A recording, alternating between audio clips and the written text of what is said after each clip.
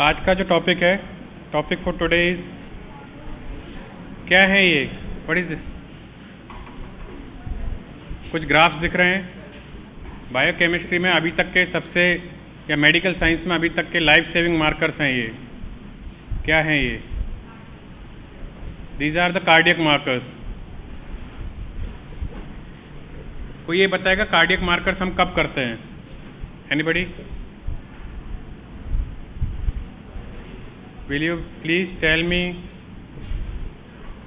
Cardiac marker हमें कब करने होते हैं? एक पेशेंट आपके पास इमरजेंसी में आता है with the Levine's sign. Levine's sign क्या है?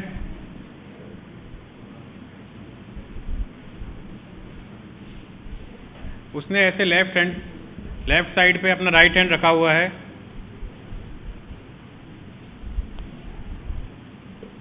और उसको सांस लेने में तकलीफ है। उसको ऐसा लग रहा है कोई उसके चेस्ट को बहुत तेजी से दबा रहा है और वो हेल्पलेस है। उसने बहुत सारी मेडिसिन ले ली है लेकिन कोई इफेक्ट नहीं आ रहा है।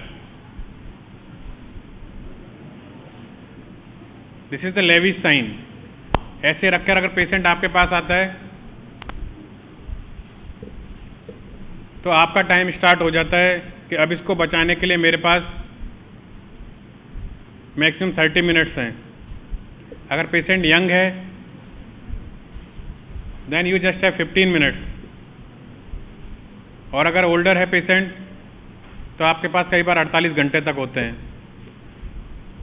ऐसा क्यों है? यंग पेशेंट में हमारे पास टाइम कम क्यों है और ओल्डर में ज़्यादा क्यों है? क्योंकि ओल्डर पेशेंट जो होते हैं उनके हार्ट में सप्लीमेंट्री बन चुकी होती हैं, मतलब उनकी जो कॉरोनरीज हैं वो धीरे धीरे ब्लॉक हुई हैं। इस वजह से उनके जो एक्स्ट्रा कैपिलरीज हैं वो डेवलप हो गई हैं, एक्स्ट्रा सप्लाईज। तो हार्ट कभी भी ऐसी कंडीशन में जल्दी से नहीं जाएगा कि वो अरेस्ट में चला जाए। तो हमारे पास ज़्यादा टाइम रहता है, ओल्डर पेशेंट को बचाने के लिए हमारे पास ज़्यादा टाइम रहता है। और यंगर जो पेशेंट्स होते हैं उनमें सप्लीमेंट्रीज नहीं डेवलप होती हैं, तो हमारे पास टाइम कम रहता है। लेविस साइन देखते ही अगर आप घर पर हैं, कोई पड़ोसी आपके पास दौड़ के आता है, परेशान है कि कोई फेंट होके गिर गया है और कह रहा है कि उसको चेस्ट में बहुत तेज पेन है, तो आपके ब्रेन में पहली चीज़ जानी चाहिए एज ए डॉक्टर और एज ह्यूमन बीइंग कि इसको हो ना हो हार्ट अटैक हुआ है, इसकी कोई ना कोई कॉरोनरी ब्लॉक हुई है। कॉरोनरी भी दो तरह से ब्लॉक होती है, अनस्टेबली और स्टेबली। नाम सुना है आपने ये? अगर लेविस साइन के साथ आपके सामने आया इमरजेंसी में तो पहला आप वहाँ ऑन ड्यूटी डॉक्टर हैं, पेशेंट को आपने देखा तो आप सबसे पहले क्या करेंगे? आपने देखा पेशेंट चेस्ट पेन के साथ आया है, अनबेरेबल चेस्ट पेन के साथ आया है, तो आप सबसे पहले नर्सिंग स्टाफ को ऑर्डर करेंगे कि आप इसकी अर्जेंट ईसीजी करें, है ना? ईसीजी आप मेडिसिन में पढ़ेंगे कि उसमें जो चेंजेस आते हैं, कुछ लोगों के ST एलिवेशन आता है, मानी PQ RST इस तरह की 4 वेव होती हैं उसमें। कुछ लोगों के ST एलिवेशन आता है, कुछ लोगों के नहीं आता है। तो ये आने और नहीं आने के हिसाब से जो हार्ट अटैक है वो 2 टाइप में हम डिफाइन करते हैं, ST एलिवेशन MI और नॉन ST एलिवेशन MI। ठीक है? ऐसा होता क्यों है? कि अभी कार्डियक मसल का अगर लॉस हुआ है अभी अर्जेंट, तो उसमें ST एलिवेशन आएगा, और अगर हम डिले हो गए हैं तो T वेव इन्वर्ट कर जाती है, तो NST MI आती है। ठीक है? हम बात कर रहे थे कि एंजाइना यानी पेन, हार्ट चेस्ट पेन जो है, कार्डियक एंजाइना भी 2 तरह का होता है। एक NST stable angina and another is unstable angina. इसको कैसे डिफाइन करते हैं? ये सारे टाइप मैं आपको इसलिए बता रहा हूँ कि इसी तरह से कार्डियक मार्कर वर्क करता है कि जो स्टेबल एंजाइना होता है, इसका मतलब है पेशेंट को कंटिन्यू पेन है। मतलब वो 10 साल पुराना आपको हिस्ट्री बताएगा कि मैं कभी एक बार क्रिकेट खेलने गया, उसके बाद मुझे ये पेन शुरू हुआ और मुझे उसके बाद से ये पेन कंटिन्यूसली है ना। और अनस्टेबल एंजाइना क्या होता है, जो हम यंग पेशेंट्स में सबसे ज़्यादा होता है। जो लोग 40s में एंटर करते हैं, आपने यंग पेशेंट की डेथ सुनी होगी कई बार, जो लोग 40s में एंटर करते हैं उनको अनस्टेबल एंजाइना सबसे ज़्यादा होता है। स्टेबल एंजाइना क्यों स्टेबल है? होता ऐसा है कि जिन पेशेंट्स की डाइट में लिपिड ज़्यादा रहता है, जो वॉल्स होती हैं, ब्लड वेसल्स, उनके दोनों लेयर्स में लिपिड डिपोजिशन होता है, जिसको हम LDL कहते हैं, जो कि बैड लिपिड है ना ये। तो वो उसके दोनों लेयर पर जमा होना शुरू होता है, तो वो आर्टरी नैरोइंग हो जाती है। उसकी नैरोइंग होने पर जब भी वहाँ से कोई ब्लड पास करेगा उस आर्टरी से, तो उस ब्लड को पास करने के लिए वो डायलेट करती है, क्योंकि उसको उतनी जगह चाहिए। और ये मेडिकल नियम है, हमारी बॉडी का मेडिकल नियम है ये, कि जब भी कोई भी ऑर्गन डायलेट करेगा, जब भी कोई भी ऑर्गन डायलेट करेगा तो वो पेन करेगा। ठीक है, हम जानते हैं कि हमें जो हमारी स्मूथ मसल्स हैं उनमें हम बाहर से कोई इंजरी नहीं करते, लेकिन हमें कई बार पेन फील होता है। जैसे हम कहते हैं हमारे पेट में दर्द है या हमारे सर में दर्द है, ऐसे बोलते हैं ना। ऐसा होता क्यों है? ऐसा होता है इसलिए कि जब फिजियोलॉजिकल चेंजेस होते हैं, जो फिजियोलॉजिकल चेंजेस होते हैं उनकी वजह से वैसोडाइलेशन होता है या उस ऑर्गन का डायलेशन होता है, इस वजह से पेन होता है। तो ऐसा ही क्या होता है, स्टेबल एंजाइना में होता है। जो आर्टरी है वो डायलेट करती है तो वो पेन करती है, लेकिन वो कंटिन्यूसली करती है, क्योंकि वो प्लेक जो है, जो दोनों तरफ आर्टरी के बन गया है, वो वहीं का वहीं है, वो मूव नहीं किया है, वो पेन करता है। ये तो हो गया जो स्टेबल एंजाइना है उनके साथ। अब हम क्या देखते हैं, कई बार पेशेंट ऐसा आता है कि उसने सुबह बास्केटबॉल खेली या आज सुबह हैवी एक्सरसाइज की। जैसे अभी रिसेंट डेथ हुई है सिद्धार्थ शुक्ला, तो ऐसे जो लोग हैं जिन्होंने हैवी एक्सरसाइज की या ऐसी कोई ड्रग ली, तो उस वजह से क्या होता है कि उसका जो प्लेक है वो अपनी जगह छोड़ देता है।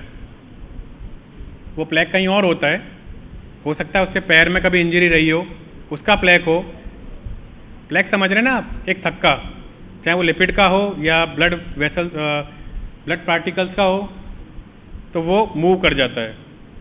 और मूव करके जो नैरो हैं, मानी फीमोरल आर्टरी, अभी आपने डाइसेक्शन किया, फीमोरल आर्टरी देखी, फीमोरल आर्टरी का जो डाया है वो काफ़ी बड़ा होता है ना। अभी तो हार्ट को तो अभी आप नहीं पहुंचे होंगे, पहुंच गए क्या? कोरोनरी आर्टरी देखी उसकी डाया? तो कोरोनरी आर्टरी का जो डाया है और जो फीमोरल आर्टरी का डाया है उसमें बहुत फर्क है। तो कोरोनरी आर्टरी से जो प्लेक बना है, जो फीमोरल आर्टरी का डाया है और जो कोरोनरी आर्टरी का डाया, अब इसमें जो कोरोनरी आर्टरी का डाया है और जो सेरेब्रल आर्टरी का डाया है उसमें भी बहुत डिफरेंस है। तो वो जो प्लेक कोरोनरी आर्टरी से बच गया, सेरेब्रल आर्टरीज में भी फंस सकता है, और उससे फिर आपने नाम सुना होगा, पेशेंट को स्ट्रोक आ गया, सुना है ना, पैरालाइज हो गया पेशेंट, उसका बीपी रेज कर गया। बीपी रेज क्यों करता है सेरेब्रल में प्लेक फंसने पे? एक्चुअल में वो उसको फोर्सफुली आगे बढ़ाना चाहता है, लेकिन प्लेक उसको अलाउ नहीं करता, तो उसमें क्या होता है, सेरेब्रल आर्टरी फट जाती है और आपको हेमाटोमा, ब्लड का कलेक्शन आपको ब्रेन के अंदर मिलता है। लेकिन हम यहाँ पर थे कि जब इस तरह से कंडीशन अचानक होती है तो वो होता है अनस्टेबल एंजाइना। अब सवाल ये उठता है कि जब हम इतनी टेक्निक पर आ गए हैं, हमें इतना सब कुछ पता है, तो फिर हमें बायोमार्कर्स की क्या ज़रूरत कि जब हमने ईसीजी में कोई चेंजेस देखे तो हम सेकंड स्टेप पे जाते हैं। चेंजेस देखने के बाद अगर हमें ईसीजी में चेंज मिलता है तो हम ये चीज़ नहीं कराते हैं, ठीक है, क्योंकि हमारे पास 15 नैरो मिनट्स हैं। अगर ईसीजी में हमने चेंज देख लिया तो हम उसको पेशेंट को तुरंत कैथ लैब लेके जाएंगे। कैथ समझते हैं, जो कार्डियक लैब होती है जहाँ सर्जरी होती है, तो वहाँ पर हम लेकर जाएंगे। वहाँ पर उसका एंजियोग्राफी या एंजियोप्लास्टी होगा। अगर हम इस ईसीजी में चेंज नहीं देखते हैं तो फिर हम बायोमार्कर्स पे जाते हैं। बायोमार्कर्स में जाने का जो नंबर है, किस तरह से जाना है, आपके लेवल पे बायोकेमिस्ट्री में, एग्जाम में और सीखने में जो सबसे इम्पोर्टेंट चीज़ है जो आपको सीखनी है और जो आपको आनी चाहिए, वो है कौन सा मार्कर सबसे पहले एलिवेट होता है। तो हम पहले पेशेंट का CKMB कराते हैं। कभी इमरजेंसी में आप जाएंगे तो आप देखेंगे किसी पेशेंट का अर्जेंट CKMB नहीं कराया गया है। तो फिर ऐसा क्यों है? क्योंकि CKMB जितनी जल्दी से बढ़ता है उतनी तेजी से फॉल भी करता है। अगर पेशेंट आपके पास 10 घंटे बाद आ गया तो उसका CKMB आपको रेज नहीं मिलेगा। 24 घंटे बाद तो उसकी वैल्यू बहुत डाउन हो जाएगी। और CKMB की जो वैल्यूज़ हैं वो इतनी नैरो हैं कि हमारी कट ऑफ वैल्यू 24 है CKMB की। मतलब ब्लड में अगर 24 है CKMB, उससे ऊपर है तो हम मान लेते हैं कि इसको कार्डियक इवेंट हुआ है, और अगर उसके नीचे है तो कार्डियक इवेंट नहीं है। दूसरी प्रॉब्लम ये है कि CK जो है वो अपने आप में 3-4 वेरिएंट रखता है, जानते हैं ना आप। CKMB, BB हार्ट के लिए अलग है, ब्रेन के लिए अलग है, मसल्स के लिए अलग है। ऐसा है ना, क्रिएटिनिन काइनेज अलग अलग वेरिएंट्स रखता है। CK नेक अलग है, CK टोटल अलग है, तो वो वेरिएंट्स भी इसको इफेक्ट करते हैं। तो ये बहुत ही ज़्यादा सेंसिटिव नहीं है। हम ये नहीं कह सकते कि इस पेशेंट का CKMB कम है तो इसको कार्डियक इवेंट नहीं हुआ है। अगर उसका CKMB बढ़ा हुआ है तो ये तय है कि इसको कार्डियक इवेंट हुआ है। लेकिन अगर उसका कम है तो हम नहीं कह सकते कि वो कार्डियक इवेंट इसको नहीं हुआ है। इसका मतलब क्या हुआ? CKMB is having highly specificity but less sensitivity. ऐसा है, जब भी हम स्पेसिफिसिटी और सेंसिटिविटी को डिफाइन करते हैं तो ये होता है कि जो सही को सही कह दे वो स्पेसिफिक है, ठीक है। True positive is true positive, ये स्पेसिफिक है। लेकिन ट्रू नेगेटिव ही ट्रू नेगेटिव है, ये जरूरी नहीं है। इसके लिए हमें उसकी सेंसिटिविटी, जब आप प्रिवेंटिव एंड सोशल पढ़ेंगे तो सेंसिटिविटी और स्पेसिफिसिटी पढ़ेंगे। जो हमारा कोविड टेस्ट होता है ना, वो हाईली स्पेसिफिक होता है बट हाईली सेंसिटिव नहीं होता।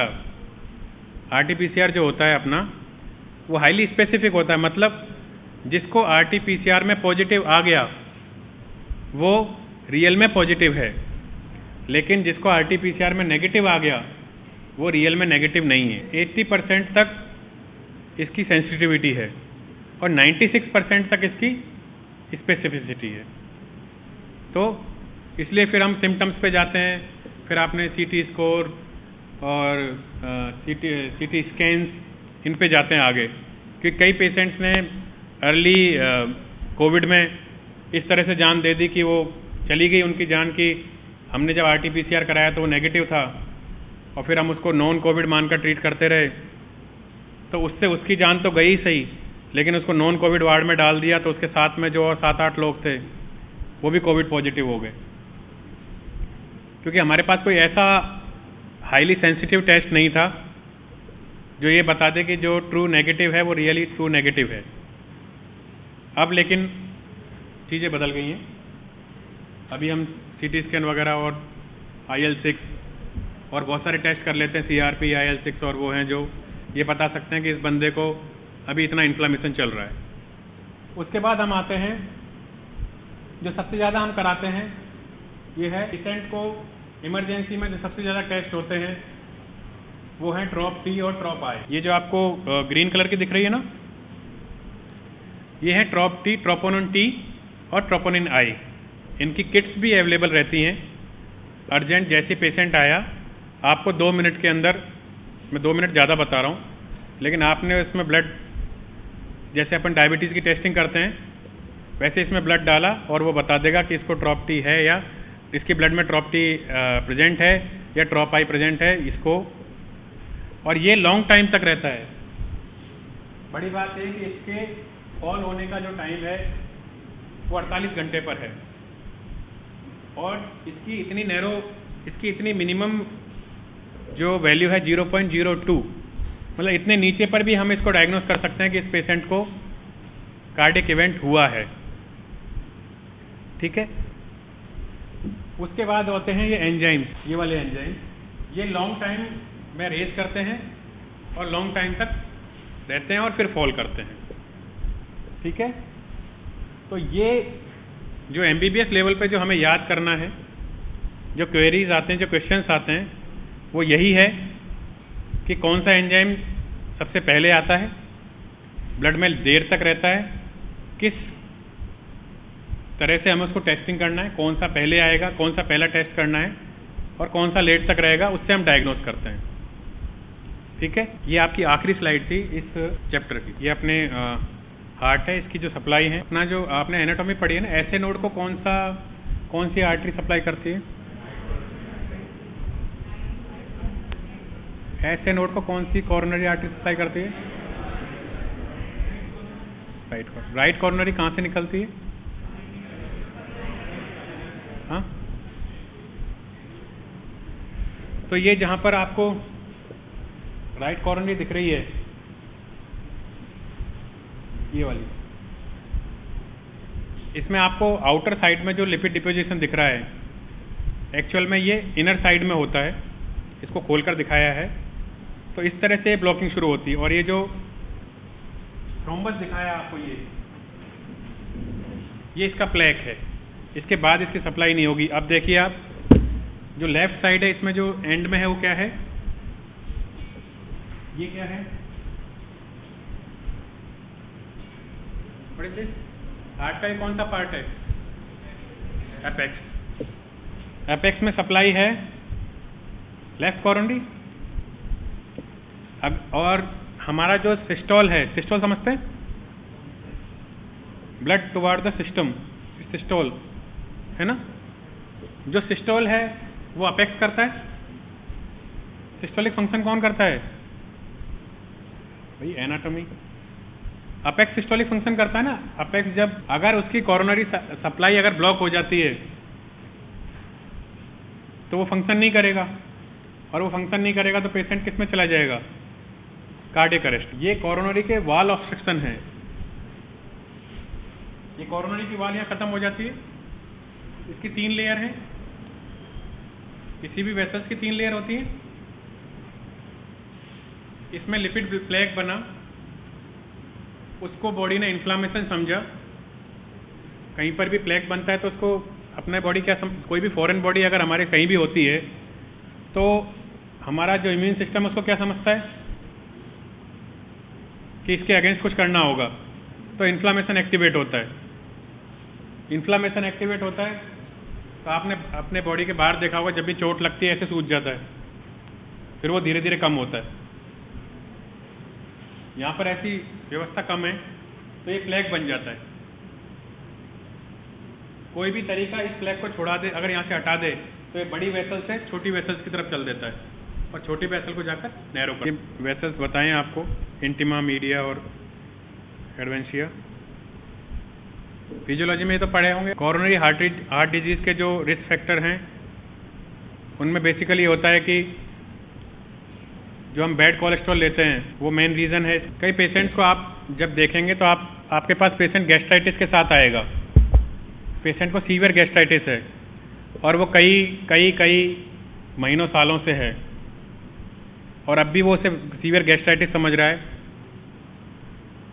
जो ऐसे पेशेंट्स होते हैं उनके हमको सबसे पहले लीवर मार्कर्स कराने चाहिए, क्योंकि एलडीएल डिस्टर्बेंस जो होता है, हमारा कोलेस्ट्रॉल डिस्टर्बेंस जो होता है वो मोस्टली फैटी लीवर की वजह से होता है। और इंडिया में किसी का भी आप सोनोग्राफी कराने जाओगे, किसी का भी एनीवन, और उसकी एज अगर 20 से ज़्यादा है, 20 से ज़्यादा है, जिसमें आप सब और हम सब आते हैं, तो उसको आपको फैटी लीवर ग्रेड 1 मिलेगा ही सही। ऐसे में ग्रेड 1 तक ठीक है, लेकिन अगर उसका फैटी लीवर हाई है, ग्रेड 2, ग्रेड 3, तो उसको इस तरह की टेंडेंसी बढ़ जाती है हार्ट अटैक आने की। जो ये ओरल कॉन्ट्रासेप्टिव से चलते हैं महिलाएं, तो जो कॉन्ट्रासेप्टिव हैं ओरल, उनकी वजह से भी कार्डियक इवेंट्स बहुत होते हैं, लेकिन इसकी एक फ्रिक्वेंसी है कि इतने कॉन्ट्रासेप्टिव्स, ये लिमिट है। जैसे मंथ की कॉन्ट्रासेप्टिव जैसे आपने 14 ली, तो वो कार्डियक इवेंट नहीं करते हैं। लेकिन जो अननोन लोग होते हैं उनको बस यही सुना होता है कि कॉन्ट्रासेप्टिव लेने से बच्चे नहीं होंगे, वो धुआंधार लेते हैं, महीने लेते हैं, साल लेते हैं, उनको पता नहीं कब रुकना है। तो ऐसे केसेस में वो कार्डियक इवेंट होता है। तो हमें डॉक्टर, एज ए डॉक्टर आपसे ये पूछने आएंगे कि हमें कॉन्ट्रासेप्टिव कब शुरू करनी है और कब उसको रोकना है। ये मेडिसिन में जब आप गायनी ऑप्स पढ़ेंगे तो आप समझेंगे कि वो 14 डे से शुरू होकर के 28 डे पर वो बंद होनी होती है, लेकिन लोग नहीं बंद करते। इसका अभी मैं एग्जांपल बताऊं, विटामिन डी का जो सैशेट आता है, अभी मेरे लेबोरेटरी में एक केस आया, उसका विटामिन डी 600 था। जिसकी की रेंज है 100 आने पर वो पॉइजनस हो जाता है, उसकी वैल्यू 600 आई। जब उस पेशेंट की हिस्ट्री ली गई तो हमें पता चला कि पिछले 12 साल से वो डेली एक सैशेट खा रही है। अब उसका नाम नफीसा बानो, और वो पिछले 12 साल से विटामिन डी के सैशेट खा रही है। और विटामिन डी के सैशेट की डोज क्या है? वीक में 1। जो डोज वीक में 1 लेनी है और 3 महीने में बंद करनी है, उसको वो डेली खा रही है और 12 साल से खा रही है। तो इस तरह के पेशेंट भी आपको बतेरे माने बहुत सारे मिलेंगे। उनको ट्रीट कैसे किया जाता है? इन पेशेंट्स को आईसीयू में ट्रीट किया जाता है। इनको आप बाहर ट्रीट नहीं कर सकते, क्योंकि विटामिन डी एक फैट सॉल्युबल विटामिन है, और फैट सॉल्युबल विटामिन बिना किसी मीडिएटर के यूरिन से बाहर नहीं होते, ठीक है ना, इसलिए वो पॉइजनस हो जाते हैं। वाटर सॉल्युबल तो यूरिन के थ्रू आउट हो जाते हैं। आप मर्जी जितना विटामिन सी खाइए, है ना, मर्जी जितना विटामिन बी खाइए, B12 को छोड़कर, वो आपके सारे आउट हो जाएगा। लेकिन आपने A, D, E के कुछ खा लिया बहुत सारा, तो वो सब पॉइजनस है। विटामिन ए आपको जो आँख सही करने के लिए दिया जाता है, अगर उसको भी आपने, तो वो हमको एक जगह पर रुकना होता है। जब आप किसी की डाइट, एज ए डॉक्टर आप किसी को वर्क करेंगे, किसी की डाइट तय करेंगे, तो आप ये ध्यान रखेंगे कि उसके जो मल्टीविटामिन दे रहे हैं आप, उसमें जो फैट सॉल्युबल विटामिन है वो कभी भी 3 महीने क्रॉस नहीं करने चाहिए, है ना। ये सब चीज़ें आपको, नहीं तो आप एक रीज़न हो जाओगे किसी को बीमार करने का। जो हम एनालिसिस करते हैं, बेसिकली हम इस ऐसे पेशेंट्स का जिनको आपको लगता है कि ये पेशेंट कार्डियक की तरफ जा सकता है, उसमें हम सबसे पहले पेशेंट आपके ओपीडी में एंटर कर रहा है तो उसका बेली साइज़ देखेंगे। अगर उसका चेस्ट से ऊपर बेली आ गया है तो वो आपके लिए प्रोन है कि ये पहला बंदा है, इसको कार्डियक इवेंट हो सकते हैं, है ना। और दूसरा है, उसकी हिस्ट्री देखेंगे कि उसका डायबिटिक है कि नहीं है। वो अगर वो डायबिटिक है तो वो भी बहुत ज़्यादा प्रोन है इसके लिए। तो ये 2 तरह की हिस्ट्री हैं जो हमें हमेशा देखनी है, वेट एंड डायबिटीज, ये सारी चीज़ें उससे रिलेटेड हैं। ये सारी चीज़ें मैं आपको बता चुका। ये कार्डियक एंजाइम है। क्वेश्चंस जो आते हैं कार्डियक मार्कर्स कौन कौन से हैं, ये कार्डियक एंजाइम्स हैं, CK, LDH, AST, cardiac protein है मायोग्लोबिन, ट्रोपोनिन। अभी जो नए हैं इनके केवल नाम आपसे पूछे जाते हैं, न्यू मार्कर्स जो हैं इनका ये नहीं पूछा जाता इनको कब देखना है, कब। एक्चुअली क्या है, ये जो न्यू मार्कर हैं वो इस तरह से हेल्प करते हैं। जो पुराने सारे मार्कर थे वो कोई इवेंट होने के बाद हम करते थे। मतलब या तो पेशेंट कहेगा मुझे चेस्ट पेन है, या मुझे 4 सीढ़ी चढ़ने में दिक्कत होती है, या पेशेंट कभी फेंट हो गया था, तो हम ये इवेंट होने के बाद पुराने मार्कर्स को सर्च करते हैं। लेकिन जो न्यू मार्कर हैं, न्यूली मार्कर्स हैं, उनको हम ऐसे चलते फिरते भी, ठीक है आपका एंटी प्रो BNP कर लेते हैं, करके देखते हैं क्या आता है। तो एक एक्सीडेंटली हमने कोई चीज़ की और उससे हमें पता चलने लग गया कि हाँ ये पेशेंट प्रोन है, इसको आज नहीं तो कल हार्ट अटैक जरूर आएगा। तो जो न्यू मार्कर्स हैं वो हमारे इसमें हेल्प करते हैं कि हम कोई इवेंट नहीं हुआ, यंग, ये एक इवेंट